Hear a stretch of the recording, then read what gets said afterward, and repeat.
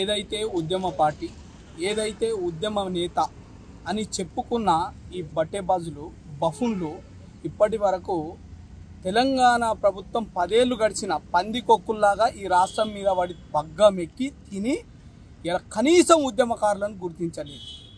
అలాంటిది ఈరోజు కాంగ్రెస్ పార్టీ రేవంత్ రెడ్డి ముఖ్యమంత్రి గారు ఇలా 2 డిమాండ్స్ ఉద్యమకారుల గురించి పెడుతూ ఇలా ఉద్యమకారుల పట్ల సానుభూతి వ్యక్తం చేయడం, వాళ్ళను గుర్తింపు చేస్తామని చెప్పడం అనేది హర్షణీయము, అభినందనీయం.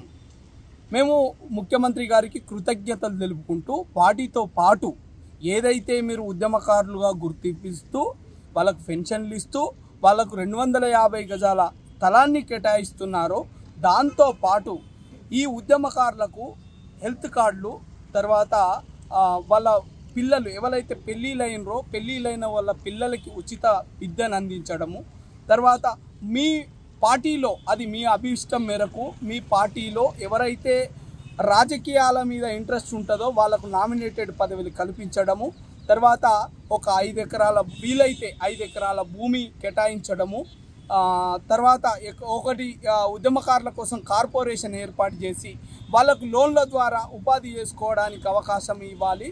తర్వాత ఏదైతే ఉద్యోగాలు ఎవరైతే ఏజ్ ఎలిజిబిలిటీ ఉంటుందో వాళ్ళందరికీ ఉద్యోగాలలో రిజర్వేషన్స్ ఆయా కమిటీలలో, ఎందుకంటే బీసీబీలో 10% ఉంటే 10లో ఒక 2 10 ఏళ్ల వరకు ఉద్యోగాలలో కూడా రిజర్వేషన్లు కల్పించి ఈ రకమైన ఏంటంటే ఇవన్నీ కాగితాలతోటి అయిపోయే డిమాండ్సే.